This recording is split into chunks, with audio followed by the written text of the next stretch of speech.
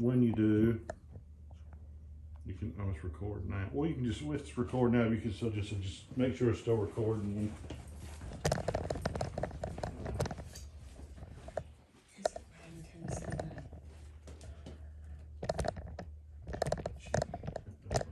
Where'd he go?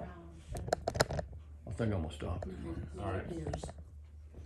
And when it, if you do it on the close-up version, because sometimes I think it goes back automatically to the far away one.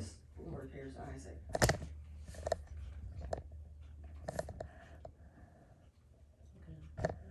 There we go. Just wondering if I was seeing.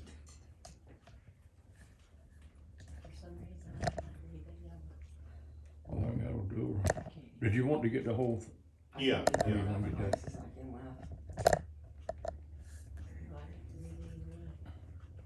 Now, has that got the close-up one, Sean? You see the two button logo says two, it's like the two, it gives you different options. One is like. Oh, yeah. Is that the one you want? The one, I want the one where it's closer up, so it's, I think it says 2.5 or something. See, that might cut me off. You are on 2.5, is Yeah. that what you Oh, want? yeah. Okay. We rolling? And action. Okay. Last week, Isaac gets his bride, Rebecca. This week, we have a brief focus on Isaac, who we hear the least of the patriarchs. And in all these studies of Genesis now, other than the first 11 chapters, which kind of just gave a broad summary of where we come from in mankind, you got a lot on Abraham. This is our 8th week, and the last 7 weeks have been on Abraham. We had a whole series on Joseph last summer, and in the next few weeks is going to be Jacob and Isaac. You hear the least about. This is kind of Isaac's brief moment in time here, these 2 chapters a day, where we hear a little bit about the life of Isaac. But even now, I mean, 2 of the main stories of Isaac is Abraham's sacrifice, and the focus more is in on Abraham. And the other main story is the blessings to where he's deceived by his sons. That's more about the sons. So it's not a whole lot about Isaac himself. And even today, we're going to close out Abraham's story.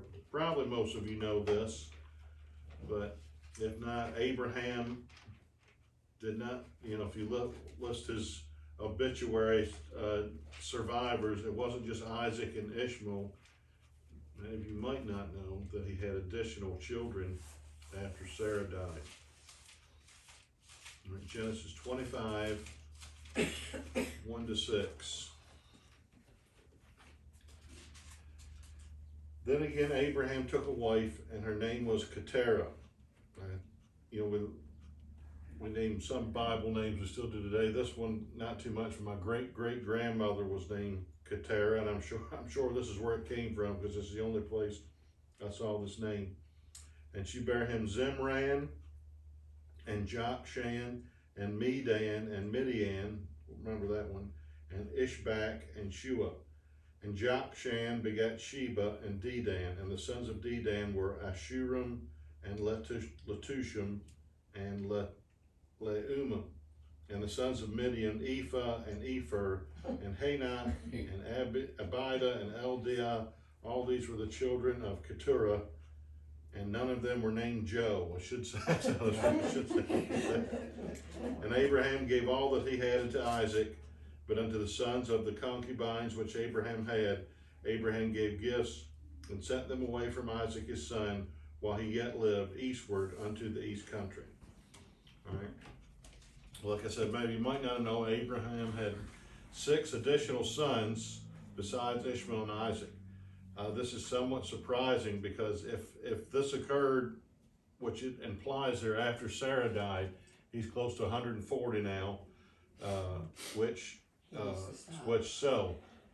as we've said before, 140 people lived longer back then, but he's not living as long as his ancestors were. So he's, even at that time, he's getting up there. Of those 6, the most prominent one is Midian. That's where Moses went when he fled the wilderness, and Jethro was a descendant of that country. So they were distant cousins. And through Moses we get his wife. And also the Midianites would provide hindrances all throughout the Old Testament. So whether, it seems like when Abraham went into Hagar, that was in disobedience. What this was, it doesn't really say. It just basically makes it known that even though they were his sons, they were inferior to Isaac. He gave them plenty of money and sent each of them off on the way, and said, Isaac, now you're in charge. Now you're the head, and there's no descendants of Abraham around. Ishmael's gone his way, his older brother, and now his 6 younger brothers have gone off, and there's abundance of place to settle back in those days 4,000 years ago. All right, so now we come to the death of Abraham, verses 7 through 11. And these are the days of the years of Abraham's life which he lived, 115, which is 175. Then Abraham gave up the ghost and died in a good old age, an old man and full of years, and was gathered to his people. And his sons Isaac and Ishmael buried him in the cave of Machpelah in the field of Ephron, the son of Zohar, the Hittite, which is before Mamre. This is the same place where Sarah was buried. The field which Abraham purchased of the sons of Heth, there was Abraham's buried, and Sarah his wife. And it came to pass after the death of Abraham that God blessed his son Isaac, and Isaac dwelt by the well Lahira. Just a couple of notes here. It says Abraham died at a good old age, so in those days 175 was a good old age. Point of note, he was 30 years younger than his father. Terah was 205. And as you go back, it was 11 generations from Noah to Abraham, and each of them lived a little bit longer. So you can see after the flood, the age spans are beginning to decrease. Isaac will live about the same. Jacob will be significantly less. Joseph will be significantly less. And then by the time we're to the conquering of the promised land, people are living, normal lifespans. But it is kind of interesting to know that over 40% of his life, of Abraham's life, still remained when Isaac was born. You think of it, when he's 100 and Isaac's born, and he's just about dead, but he still had a lot of life to live here. And so he not only saw Isaac's birth, but if you do the math, Jacob and Esau were 15 when Abraham died. So Abraham and Jacob knew each other as well. Also, it says that, did I read down to verse 11? Mm-hmm. Came to pass. I thought it said somewhere that Abraham and Ishmael and Isaac buried him. Did I read that? Mm-hmm. Okay. Okay, right, okay. Okay, so that's, I like to see it too. Abraham or Isaac and Ishmael come together and bury Abraham. This seems like they're in good relationship and there's no hard feelings. Ishmael by this time probably has, let's see, if he's in his 80s, so Ishmael probably has children and grandchildren, has established his own thing. And Isaac, they come together and bury their father, and you'll see this is repeated. Also Terah, or Terah, Abraham's father, died where Abraham's brother lived, where Rebecca came from. So probably it seems like a tradition for the brothers to come together to bury their father, and you'll see this with Jacob and with Joseph as well. All right, so there we have Abraham's death, and now the focus is on Isaac. But we have a little brief summary of the life of Ishmael. He is listed as importance because he's descendant of Abraham. So verses 12 to 18, some more names again. Now these are the generations of Ishmael, Abraham's son, whom Hagar the Egyptian, Sarah's handmaid, bare unto Abraham. And these are the names of the sons of Ishmael by their names according to their generation. The firstborn of Ishmael, Nebajoth and Kedar, and Adbeel and Mibsam, and Mishma and Duma and Mesa, Hadar and Tema, Jeter, Naphish, and Kedemah. That's totals 12. These are the sons of Ishmael, and these are their names by their towns and by their castles, 12 princes according to their nations. And these are the years of the life of Ishmael, 137. So he doesn't live as long as his father. And he gave up the ghost and died, and went gathered unto his people. And they dwelt from Havilah unto Shur, that is before Egypt, as thou goest toward Assyria. And he died in the presence of all his brethren. And this is kind of the last we hear of Ishmael. This closes out his story. Of course, his descendants today is the Arab world. he would have 12 sons who would be classified as 12 tribes, similar to that of Jacob. I noted here he doesn't live as long as his father, or as we see his brother Isaac will live much longer than him too. But you just think of Ishmael, it just says, he just seems like a wilder life. It talks about how it'll be he'll have his bow and be like a hunter. So I think it might contribute to why he didn't live quite as long as his father or brother.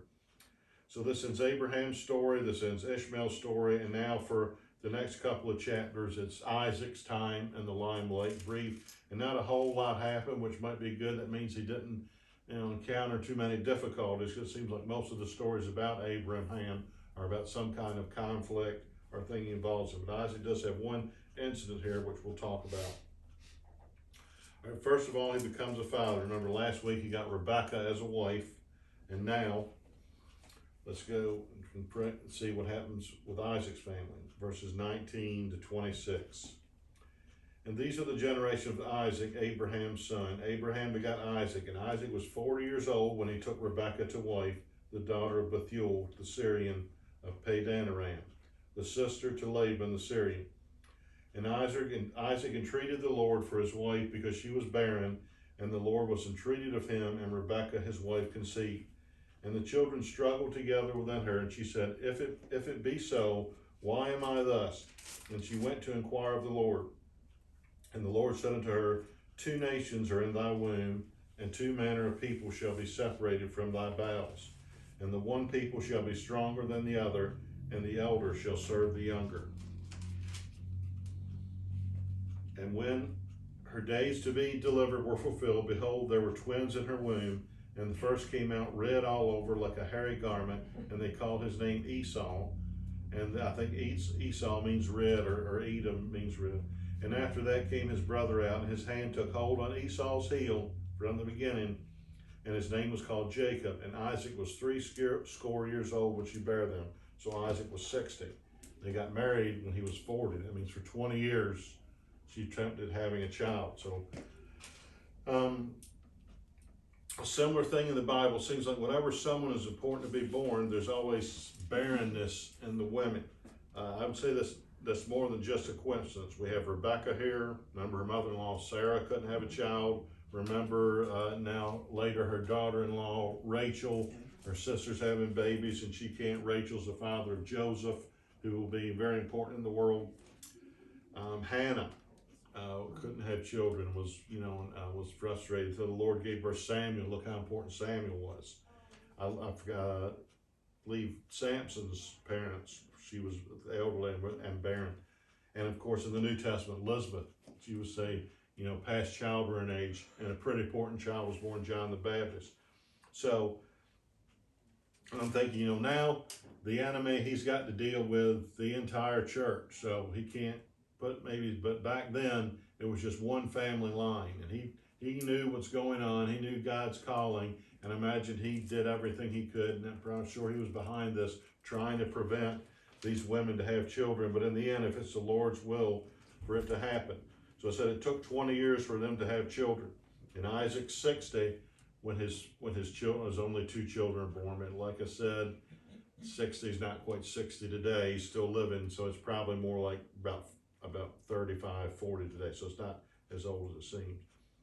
All right, the battle begins in the womb. Jacob is holding on to Esau's heel. So just imagine as Esau's about to be delivered, and there's Jacob hanging on to him there, and that's kind of a prophetic summary. He's grasping the heel, and thus his name means he who supplants, and he will fulfill this promise. And we'll hear a lot about Jacob as he grows older. All right, so we'll go to verse 27. Time passes, and we have a description about the character of Esau and Jacob, and they're both completely opposite. And the boys grew, and Esau was a cunning hunter, man of the field, and Jacob was a plain man, dwelling in tents. And Isaac loved Esau because he did eat of his venison, but Rebekah loved Jacob. And Jacob sod pottage, and Esau came from the field, and he was faint. And Esau said to Jacob, Feed me, I pray thee, with that same red pottage, for I am faint. Therefore was his name called Edom. All right, so whenever we talk about Edomites in the Bible, They came from Esau. And where does his name Edom come from? Edom means red, from this stew that Esau acquired, was kind of prophetic name. It kind of summarizes who Esau is to him. And Jacob said, sell me this day thy birthright. And Esau said, behold, I am at the point to die, and what profit shall this birthright do to me? And Jacob said, swear to me this day. And he sware unto him, and he sold his birthright unto Jacob.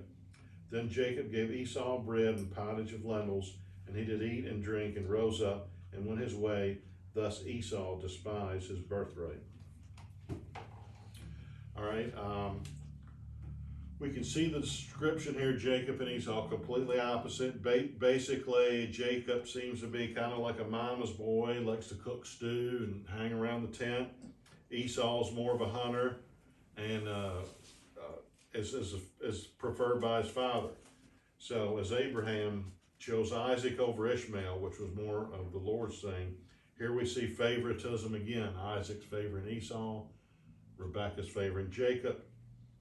And so when we read, we did the story of Joseph and how Jacob favored Joseph over all his brethren, where on earth did he get it from? That's what he was raised in. He was raised in a household like that. So this favoritism continued all throughout the book of Genesis.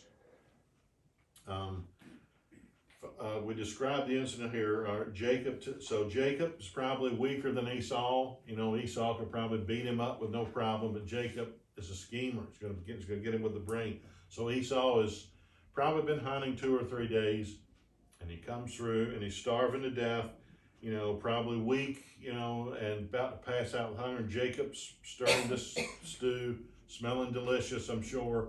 And Esau says, give me some. He said, sure. 1 second, promise me your birthright. And what does Esau say? What good is that going to do me if I'm about to die? Well, first of all, really don't think Esau was about to die. He was probably starving, probably hungrier than usual, but use your brain, Esau. I mean, really, if I was starving to death, I would say if I hadn't eaten in 2 or 3 days and someone puts a delicious meal for me, said, have all you want, but give me everything you got. As hungry as I would have to think and say, well, wait a second here. I'm not going to do that. Esau is the classic example of the unbeliever. He goes to gratify the flesh right now with no consideration all the chain effects this is going to be. When we talk about things of predestined and God ordains and free will, we get into this thing, but it seems like God chose Jacob because he knew what Jacob would do, and God didn't choose Esau because he knew what Esau did. God knows these things, and based on God's knowing of the future, that's who he chooses. He chose Jacob because Esau sought to gratify the flesh, immediate gratification instead of waiting much more valuable. Can you just picture Esau? So the stew, just picture something like beef stew or something. He was starving, and I'm sure as he put it, it brought great relief to him. He's first 2 or 3 bites, oh, this is so much better than a birthright. Then he wolfs down another bowl, and then the hunger feeling's gone. Maybe eats a little bit too much. It starts to kick in, and then go, look what you've done. You've had a couple bowls of soup, and look what you've given away. So that's what we have as believers. Remember now, don't seek for the instant thrill. Think for the long-term blessing of the Lord. All right, so next, Isaac. Now we go into chapter 26, and this is really the only story in the Bible that is specifically about Isaac alone. So 26 is his chapter. If he's got a mansion in heaven, and they all got each person has their stories in the Bible, Isaac would just have Genesis 26 on his plaque on his wall. And there was a famine in the land, besides the first famine that was in the days of Abraham. And Isaac went unto Abimelech, king of the Philistines, unto Gerar. And the Lord appeared unto him and said, go not down in Egypt, dwell in the land which I shall tell of thee. Remember Abraham, the first famine went down to Egypt. Sojourn in this land, and I will be with thee, and will bless thee. For unto thee and unto thy seed I will give all these countries, and I will perform the oath which I swear unto Abraham thy father. And I will make thy seed to multiply as the stars of heaven, and will give unto thy seed all these countries, and in thy seed shall all the nations of the earth be blessed, because that Abraham obeyed my voice and kept my charge and commandments, my statutes and my laws, and Isaac dwelt in Gerar. So Isaac is reaping the benefits of the obedience and faith of his father Abraham. He encounters famine like Abraham did. He obeys the Lord and not going to Egypt like his father did. Abraham got out of the will and got into trouble when he went down there. The Lord tells him to settle in this land. He's going to bless him and be faithful. And but when we go down here, Isaac is about to encounter a familiar face with a familiar outcome. Verses 6 through 11. And Isaac dwelt in Gerar. And the men of the place asked him of his wife, and he said, she's my sister. For he feared to say, she is my wife, lest, said he, the men of the place should kill me for Rebekah, because she was fair to look upon. And we heard the story about where on earth did Isaac get that idea from? And it came to pass when he had been there a long time, that Abimelech, king of the Philistines, looked on a window and saw, and behold, Isaac was sporting with Rebekah, his wife. Sporting, King James, I think in another verse says caressing. Basically doing something not inappropriate, but something that a brother and a sister don't do. And Abimelech called Isaac and said, behold, of a surety she is thy wife, and how saidst thou, she is my sister? And Isaac said to him, because I said, lest I die for her. And Abimelech said, what is this that thou hast done unto us? One of the people might lightly have lain with thy wife, and thou shouldst have brought guiltiness upon us. And Abimelech charged all his people, saying, he that touches this man or his wife shall surely be put to death. All right. We have a familiar story here. Remember, Abraham did this twice.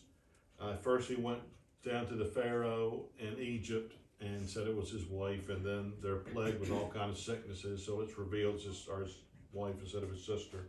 Then he does it again with the same person, Abimelech, and the people had become barren.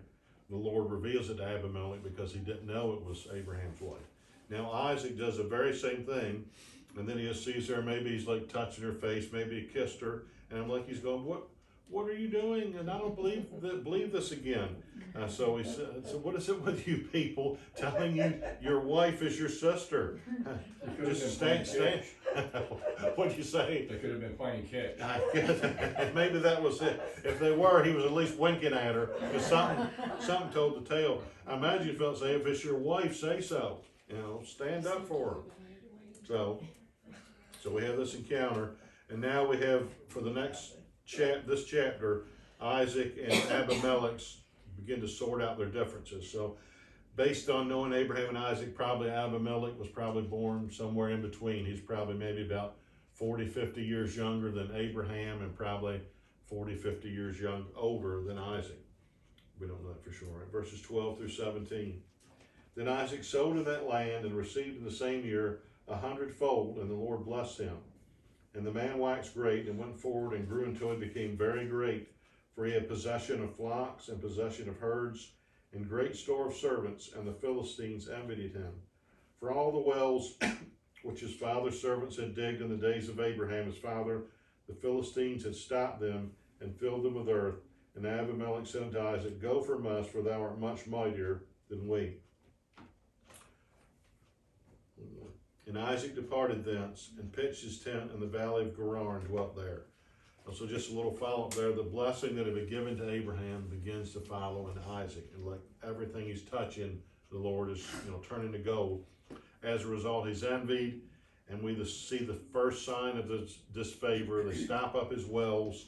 And Abimelech tells him, you're just too blessed. You're going to have to go somewhere else. So they're into the promised land. Abraham's getting favor, but as he's getting blessings and it pours on to Isaac, he's starting to get a little bit of disfavor, and it's not their time yet anyway. It's 400 years before they're going to inherit the promised land. So Isaac moves on to the next spot. And here we have a story of the disagreement over the wells 3 different times, verses 18 through 22. And Isaac digged again the wells of water which they had digged in the days of Abraham his father, for the Philistines had stopped them after the death of Abraham. And he called the names after the names by which his father had called them. And Isaac's servant digged in the valley and found there a well of springing water. And the herdmen of Gerar did strive with Isaac's herdmen, saying, the water is ours.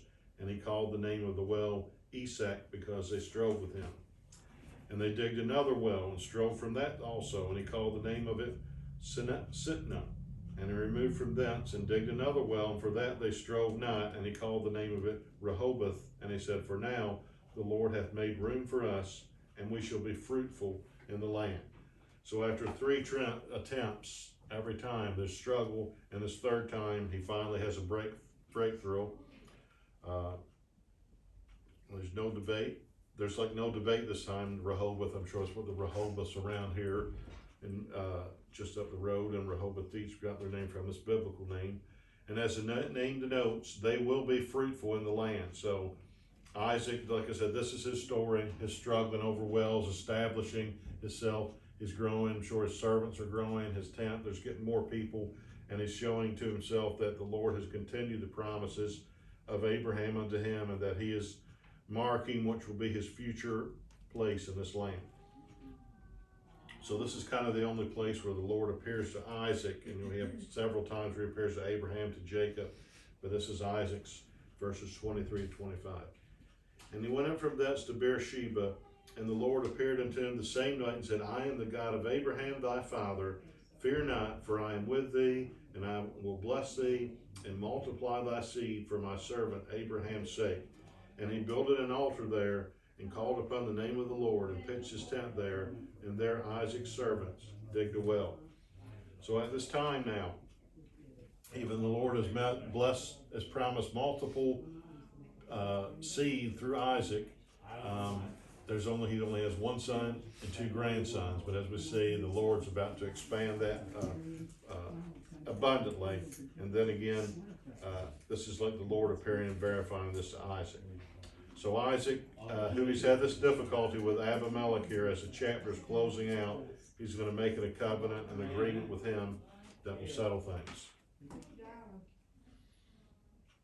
Then Abimelech went to him from Gerar, and Ahsuba, and one of his friends, and Philcol, the chief captain of his army. And Isaac said unto them, wherefore come ye to me, seeing ye hate me, and have sent me away from you? And this is Abimelech to him. And they said, we saw certainly that the Lord was with thee, and we said, let there be now an oath betwixt us, even between us and thee, and let us make a covenant with thee, that thou wilt do us no hurt, as we have not touched thee, and as we have done unto thee nothing but good, and have sent thee away in peace. Thou art now the blessed of the Lord. And he made them a feast, and they did eat and drink. And they rose up betimes in the morning, and sware one to another, and Isaac sent them away, and they departed from him in peace. And it came to pass the same day that Isaac's servants came and told him concerning the well which they had digged, and said unto him, we have found water. And he called it Sheba. Therefore the name of this city is Beersheba unto this day. So Abimelech and Isaac, Abimelech dealt both with Abraham and Isaac. They make peace. He comes to him, is basically amazed how the Lord's blessed him so much. He sees that, wants to make a covenant with him, and says, we can see, something behind this, and we want peace with you. And Isaac and his family get this conflict behind him, and now the focus can be on the next generation. So I said, they're not going to be here for now. They'll be going to Egypt, but for the next 100 years or so, they're still going to be in this land where they can grow and prosper. And so this chapter closes out with a little information as we focus, and the focus goes away from Isaac and now on to the next generation. Think back earlier where Esau sold his birthright. Now we see a little bit more of the character of Esau. And Esau was 40 years old when he took to wife Judith, the daughter of Beri the Hittite, and Basemath, the daughter of Elon the Hittite. So both Hittites, both Canaanites, both in that land, which were a grief of mind unto Isaac and to Rebekah. So his parents were very grieved at the choice of his wives. Esau, we have seen, always thinks carnal, carelessly trades his birthright for stew, and here he picks women of Canaan to be his wife. Remember, Abraham sent Isaac away to get a wife, not from the people of Canaan. And then we'll see next week, they'll send Jacob away to make sure he doesn't get away from the Canaanites. So, lesson to avoid there. All right, so this was Isaac's week. Next week, we begin to focus on Jacob and his treachery and him being sent away and being finding a wife. So we'll close it with that. Anyone have any comments or questions on Jacob? All right, we'll close in prayer. Lord, we thank you for this time together. Bless the word that was given today, all the requests that were mentioned earlier, and continue to pass Beverly also as well. In Jesus' name, amen. Goes to sleep, somebody goes stand up on the phone. Not goes to sleep, somebody goes stand up. Thank you, folks. Good luck. Thank you very much. And we got in 30 minutes. See, look, I don't care how many times you read the chapter on the bottom.